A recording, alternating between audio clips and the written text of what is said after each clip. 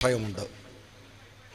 സഞ്ചാർ Saudi എന്ന് പറയുന്ന ഒരു ആപ്പ് ഇനി നിങ്ങളുടെയും എൻ്റെയും ഒക്കെ ഫോണിൽ ആഡ് ചെയ്യാൻ പോവാണ്. നിങ്ങൾ ഡൗൺലോഡ് ചെയ്യുന്നതല്ല, ഞാൻ ആപ്പ് സ്റ്റോറിൽ പോയിട്ട് ഡൗൺലോഡ് ചെയ്യുന്നതല്ല. നിങ്ങൾ ഫോൺ വാങ്ങുമ്പോൾ ഇന്ത്യയിൽ നിങ്ങളുടെ ആപ്പിനകത്ത്, നിങ്ങളുടെ ഫോണിനകത്ത് ഇനി സഞ്ചാർ സാദി എന്ന് പറയുന്ന ഒരു ആപ്പ് ഉണ്ടാവും. ഫോണ് നിങ്ങൾക്ക് എത്ര പ്രധാനപ്പെട്ടതാണെന്ന് നമുക്കൊക്കെ അറിയാം. നമ്മുടെ ഒരു അവയവം പോലെ പ്രധാനമാണത്. കിടക്കാൻ പോകുമ്പോൾ തലയുടെ ഭാഗത്ത് വെക്കും, ബാത്റൂമിൽ അത് കൊണ്ടുപോകും. നമ്മുടെ ജീവിതത്തിൻ്റെ സ്വകാര്യതകൾ മുഴുവൻ അവസാനിക്കുകയാണ്. നമ്മെ മോണിറ്റർ ചെയ്യുകയാണ് ഒരു ഭരണകൂടം. നമ്മളിൽ ചാരപ്പണിയെടുക്കുകയാണ്. ബാത്റൂമിൽ ഒളിക്യാമറ വെക്കുന്ന നരമ്പ് രോഗിയുടെ മനോഗതിയിലേക്ക് ഒരു രാജ്യം പോവുകയാണ്. എത്രമേൽ അപകടകരമായിട്ടുള്ള കാര്യമാണിത്. രണ്ടാമത്തെ ഒരു കാര്യം ഞാൻ പറയട്ടെ. റീസെൻ്റായിട്ട് വന്നിട്ടുള്ള ഒരു കാര്യം, ഇന്ത്യയുടെ പാർലമെൻറ്റിൽ വഖഫ് ബില്ല് വന്നു. ആ ബില്ല് വരുമ്പോൾ രാഹുൽ ഗാന്ധിയുടെ ഒരു പ്രസംഗമുണ്ട്. നിങ്ങൾ എന്തനുകൂലം പറഞ്ഞാലും നിങ്ങൾ ഈ രാജ്യത്തുള്ള മൈനോറിറ്റിയെ സംബന്ധിച്ചിടത്തോളം സംശയത്തിൻ്റെ നിഴലിലുള്ള ഒരു ഭരണകൂടമാണ്. ഇന്നലെയും മെനഞ്ഞാന്നൊക്കെ ആയിട്ട് നമ്മളെല്ലാവരും ഉമീദ് പോർട്ടലിൻ്റെ മുമ്പിലാണ്. നിങ്ങളുടെ വഖഫ് സ്വത്തുക്കൾ ഇന്ന ദിവസത്തിനകം ഉമീദ് പോർട്ടലിൽ രജിസ്റ്റർ ചെയ്യണം.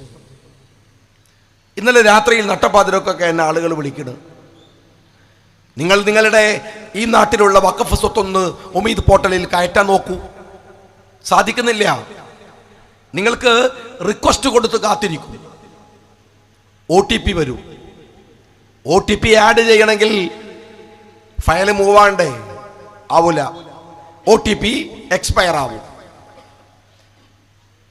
ഈ മാട്ടൂലിലുള്ള ഏതെങ്കിലും ഒരു അക്ഷയ സെന്ററിൽ കൊണ്ടുപോയി കൊടുത്താൽ പോരെ.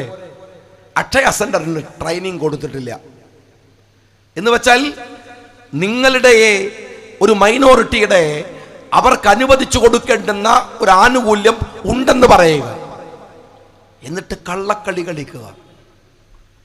ഒരു ഭാഗത്ത് കേരളത്തിലെ വഖഫ് ബോർഡ് നിരുത്തരവാദപരമായി പെരുമാറിക്കൊണ്ടിരിക്കുന്നു ഈ വിഷയത്തിലും. ഇന്നലെ വരെ കേരളത്തിലെ 20% സ്വത്തുക്കൾ പോലും രജിസ്റ്റർ ചെയ്യപ്പെട്ടിട്ടില്ല. അപകടകരമായ ഒരു കളിയിലേക്ക് പതുക്കെ പതുക്കെ ഭരണകൂടം ഒരു സമൂഹത്തെ കൊണ്ടുപോയി എത്തിക്കുകയാണ്. മൂന്നാമത്തെ കാര്യം ആസാമാണ്. ആസാം മാട്ടൂലിൽ ആപ്റ്റായിട്ടുള്ള ഒരു ചിന്തയാണ്. മാട്ടൂലുകാർ ചിന്തിക്കേണ്ടുന്ന ഒരു വിഷയമാണ് ആസാം. ഡൽഹിയിൽ നിന്ന് 2 മണിക്കൂർ ഫ്ലൈ ചെയ്താലേ ആസാമിലെത്തൂ. പക്ഷേ ആസാമിന് കേരളവുമായി ഒരുപാട് സമാനതകളുണ്ട്. എന്താ സമാനതകൾ എന്നറിയോ? കേരളത്തിൻ്റെ ജനസംഖ്യാനുപാതിക ക്രമം ആസാമിലേതാണ്. എന്ന് വെച്ചാൽ ഇന്ത്യയിലെ പൊതു മൈനോറിറ്റി ആസാമിൽ മെജോറിറ്റിയാണ്, കേരളത്തിൽ മെജോറിറ്റിയാണ്. അതുകൊണ്ടാണ് കേരളത്തിൽ BJP വരില്ല എന്ന് വലിയ അഹങ്കാരത്തിൽ നമ്മൾ പറയുന്നത്. 1-2 സീറ്റ് ഭരിക്കൂല. എന്നാൽ അങ്ങനെ പറയേണ്ട സ്റ്റേറ്റാണ് ആസാം. ഹിന്ദുക്കളെ, മുസ്ലിങ്ങളെ, ക്രിസ്ത്യാനികളെ ബ്ലോക്കുകളാക്കി നിർത്തി അതിനിടയിലുള്ള BJP അവിടെ ഭരിക്കുകയാണ്. താൽക്കാലിക ലാഭങ്ങൾക്ക് വേണ്ടി ഒറ്റുകൊടുക്കുന്നവരില്ലേ, അവരെ കൂടി ചേർത്താ ഞാനിത് പറയണത്. അവരറിയാൻ കൂടിയാ ഇത് പറയണത്. നിങ്ങൾ ഈ കൂട്ടായ്മയെ ഭിന്നിപ്പുണ്ടാക്കുമ്പോൾ സംഭവിക്കുന്നത് എന്തെന്നറിയാൻ ആസാമിൽ പോയി പഠിക്ക്. ഒരു മൈനോറിറ്റി സ്റ്റേറ്റായ ആസാം BJP ഭരിക്കുകയാണ്. ഇന്ത്യയിൽ ഏറ്റവും വലിയ പൗരത്വ പ്രശ്നം ആസാമിലാണ്.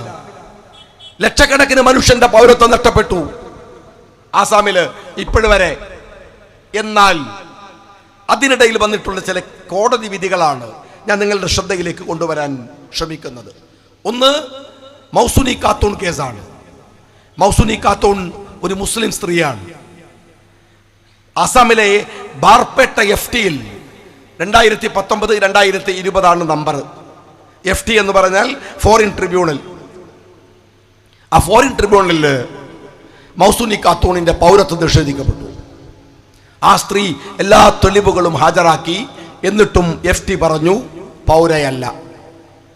എന്നാൽ കഴിഞ്ഞ ഒരു മാസത്തിനുള്ളിൽ ഗുവാഹത്തി ഹൈക്കോടതിയിൽ മൗസുനി ഖാത്തൂൺ പോവുകയും കോടതിയെ ചില തെളിവുകൾ ബോധ്യപ്പെടുത്തുകയും ആ തെളിവുകളിൽ സുപ്രധാനമായ തെളിവ് 966 വോട്ടർ ഐഡിയും 971 വോട്ട് ചെയ്ത രേഖയുമാണ്. ഗുവാഹത്തി ഹൈക്കോടതിയുടെ സുപ്രധാനമായ വിധി കഴിഞ്ഞ ആഴ്ച വന്നത് വോട്ടർ പട്ടികയിൽ പേരുള്ളത്, വോട്ട് ചെയ്യുന്നത് നിങ്ങൾ ഈ രാജ്യത്തിലെ പൗരൻ എന്നതിൻ്റെ തെളിവാണ്. ഞാൻ രണ്ടാമത് നിങ്ങളോട് പറയുന്നത് രൂപാലിദാസ് കേസാണ്. രൂപാലിദാസ് കേസ് സോണിത്പൂർ 2018 FT ആണ്. സോണിത്പൂർ എന്ന ഹിന്ദു സ്ത്രീയുടെയും പൗരത്വം പോയി.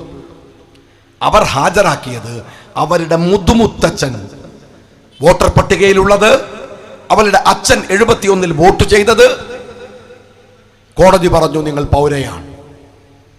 ഞാൻ നിങ്ങളോട് പറയുന്നത് 11-ാം തീയതി നടക്കുന്ന വോട്ടിൽ നിങ്ങൾ നസീർ കയെ ജയിപ്പിക്കാനും വേറെ ചില ആളുകളെ തോൽപ്പിക്കാനുമുള്ള വോട്ടല്ലാതെ ആ വോട്ട് നിങ്ങൾക്ക് തന്നെ നിങ്ങളെ അടയാളപ്പെടുത്താനുള്ള വോട്ടാണ്.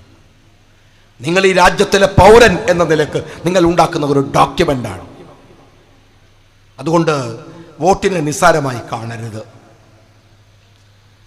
സ്വദേശത്തുള്ളവർ, വിദേശത്തുള്ളവർ, അവിടെയും ഇവിടെയും ഒക്കെ പ്രവാസിയായി കഴിയുന്നവർ, ബന്ധുക്കളാവാം, അയൽക്കാരാവാം, സുഹൃത്തുക്കളാവാം, എല്ലാവരോടും പറയണം, ഏതെങ്കിലും ഒരു സ്ഥാനാർത്ഥിയെ ജയിപ്പിക്കാനല്ല നിങ്ങൾ ഈ വോട്ട് ചെയ്യേണ്ടത്. നിങ്ങൾക്ക് വേണ്ടി തന്നെ വോട്ട് ചെയ്യേണ്ടുന്ന ഒരു ബാധ്യത നിങ്ങളുടെ മുമ്പിൽ വന്നിരിക്കുകയാണ്. ഈ തെരഞ്ഞെടുപ്പിൻ്റെ പ്രാധാന്യത്തെ അതീവ ഗൗരവത്തോടെ നിങ്ങൾ കാണണമെന്ന് പറയാനാണ് ഞാൻ ഈ കാര്യങ്ങൾ നിങ്ങളോട് സൂചിപ്പിച്ചത്. രണ്ടാമത്തെ കാര്യം, ഇവിടെ വളരെ പ്രൗഢമായി ഒരു പഞ്ചായത്ത് നിങ്ങൾ ഭരിച്ചു. UDFിൻ്റെ നേതൃത്വത്തിൽ പഞ്ചായത്ത് ഭരിച്ചു. ആ പഞ്ചായത്തിന് ഒരു മികവുറ്റ നേട്ടങ്ങൾ ഉണ്ടാക്കാനൊക്കെ കഴിഞ്ഞു. ഇനി നമ്മൾ ഭരിക്കാൻ ഇതിനെക്കുറിച്ച് പറയാൻ, ഞാൻ ഇന്നലെ മിനിഞ്ഞാന്ന് കാസർഗോഡായിരുന്നു, ഇന്നലെ കോഴിക്കോട്, മലപ്പുറം ജില്ലയിലായിരുന്നു, പാലക്കാട്, അങ്ങനെ സംഘടനാപരമായി ഈ തെരഞ്ഞെടുപ്പുമായി ബന്ധപ്പെട്ട് പോവുകയാണ്. ഈ മാട്ടൂലിനെ പോലെ, ഈ ഗ്രാമത്തിൽ കാണുന്നത് പോലെ വമ്പിച്ച ആൾക്കൂട്ടങ്ങൾ എല്ലായിടത്തുമുണ്ട്. തെരഞ്ഞെടുപ്പ് ഒരു ആവേശമാണ്. ഗ്രാമങ്ങളുടെ ഒരു അവകാശങ്ങളിലേക്ക് അവർക്ക് സ്വാധീനമുണ്ടാവുകയാണ്. സത്യത്തിൽ ഈ ഗ്രാമസ്വരാജ് എന്ന ഗാന്ധിജിയുടെ സ്വപ്ന സാക്ഷാത്കാരത്തിൻ്റെ ഭാഗമാണ് പഞ്ചായത്തുകൾക്ക് കുറേയൊക്കെ അധികാരങ്ങൾ വന്നത്. ഗാന്ധിജി നെഹ്റുവിനോട് പറയുന്നുണ്ട്, ഡൽഹിയിൽ നിന്നെടുക്കുന്ന തീരുമാനങ്ങൾ ഗ്രാമപ്രദേശങ്ങളിലെ മനുഷ്യർക്ക് ഗുണപരമായി എത്തുന്നില്ലെങ്കിൽ പിന്നെ എന്തു വികസനമാണ്? അതുകൊണ്ട് പഞ്ചായത്തുകൾക്ക് അധികാരം കൊടുത്തു. പഞ്ചായത്തുകളിൽ അതിൽ അഭിമാനമുള്ള കാര്യം എന്താ അറിയോ? രാഹുൽ ഗാന്ധി ഇന്ത്യയുടെ പാർലമെന്റിൽ പഞ്ചായത്ത് രാജ് ബില്ല് കൊണ്ടുവന്നു.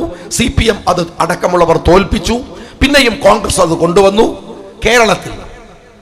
കേരളത്തിലെ നിയമസഭയുടെ ചരിത്രത്തിൽ ഏറ്റവും ദൈർഘ്യമുള്ള ബില്ല് മുസ്ലിം ലീഗിന്റെ അഭിമന്യനായ നേതാവ് CT അഹമ്മദ് സാഹിബ് അവതരിപ്പിച്ച പഞ്ചായത്ത് രാജ് ബില്ലാണ്.